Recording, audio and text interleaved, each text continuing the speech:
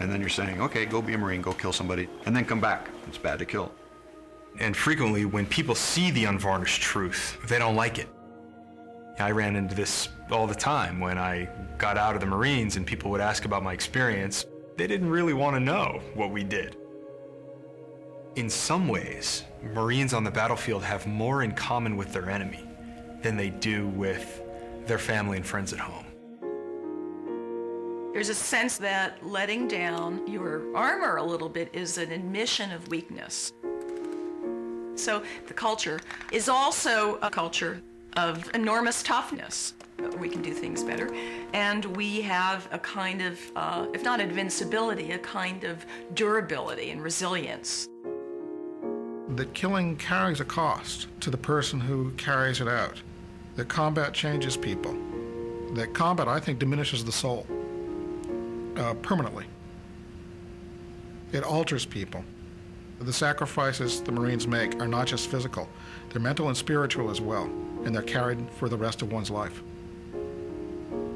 I think anyone who served in the armed forces, overseas in combat, comes back with something that he would rather not talk about.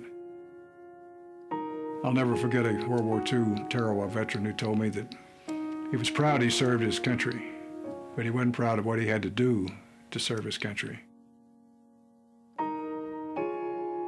It's my personal belief that Marines, more than anyone else in society, absolutely hate warfare. We hate combat. No one likes it. And thank God some of us survived it. In the 2 1/3 century history of the Marine Corps, more than 40,000 Marines have been killed in combat, and over 200,000 have been wounded. I was in Fallujah, Iraq. I was in an LAV, which is a light armored vehicle, and ID went off and I was injured. It was during the battle for Hue. Could never forget it. I turned and I looked, and this NVA soldier came out from behind it and fired a RPG. I was injured just south of Fallujah in the Al Anbar province. I was struck by a rocket-propelled grenade. Or they would just, I was only in one operation. That's the only time I ever left my base. And I got hurt by an IED in Karabola on the last day of the last house of the mission. It's just kind of random. Everything just happens by chance. It's just, some people are lucky, some people aren't. It actually struck the weapon that I was firing, so it took both my hands off and severely damaged my left leg. I had 2nd and 3rd degree burns on my face. I had 3rd degree burns on my hands, required skin grafts, and lost a finger. I had broken my leg. I had ripped all my arteries and tendons in my right leg. I suffer from nerve damage now. My hands sweat constantly from the burns. For some Marines, the transition back to duty or into civilian life is helped by a stay at the Wounded Warrior Barracks at Camp Lejeune, North Carolina. The barracks was the idea of a wounded colonel who saw the need for a place for wounded Marines to heal, physically and mentally.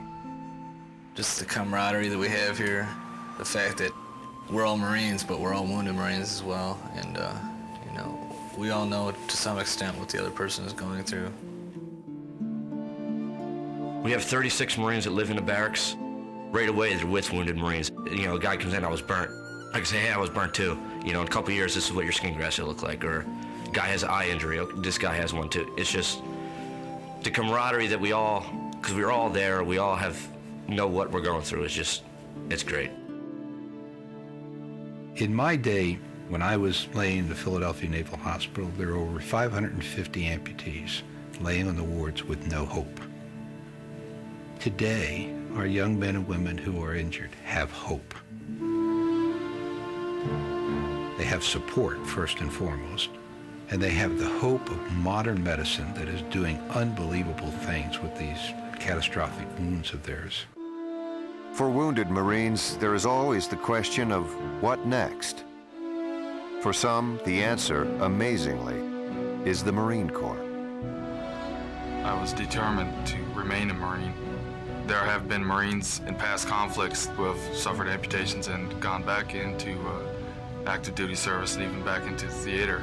Now, in retaining wounded Marines as active duty Marines, we can transfer our knowledge and our experiences and help build a stronger, better Marine Corps. Before he went to Iraq, Sergeant Wright was qualified as a martial arts instructor. After his recovery, he was assigned to the Marine Corps Martial Arts Program as an instructor. We're going to start now as the combat engagement pattern. Sergeant Eddie Wright really typifies a Marine. He's got that can-do spirit. He's never given up, and he's still a martial art instructor. He never once, since I've known him, complained about, poor me, look what happened. It was, I was out doing a mission, something happened, it's time to drive on and continue with what I'm going to do. All right, this next technique that I'm going to show you is the arm drag takedown. To see him stand in front of other Marines and talk about what he went through, and he has no anger or meanness to anything. Dig in with your fingers, or in my case, my hook. That's something special about an individual who doesn't hold any grudges, or he's not upset, and he still puts his left foot forward on being a Marine first. And we see that all around the Marine Corps. And I guess that's why Marines can die for each other and will fight for each other, because when you have guys like that are so motivating to be around, they just inspire everybody around you. He's a true warrior, a true Marine. I have not the slightest bit of regret for joining the Marine Corps. I would do it again. So many doors have opened up for me since I joined the Marine Corps, even after my injuries. And as a person where I am right now, I probably could never have the level of satisfaction with the challenges that I've met and the challenges I've overcome if I was in the civilian world. I have such an immense pride in me being a Marine. I'll always treasure these years that I've spent as a Marine. After spending 12 months teaching martial arts, Sergeant James Eddie Wright resigned from the Marine Corps to return home to Texas and build a life after the Marine Corps.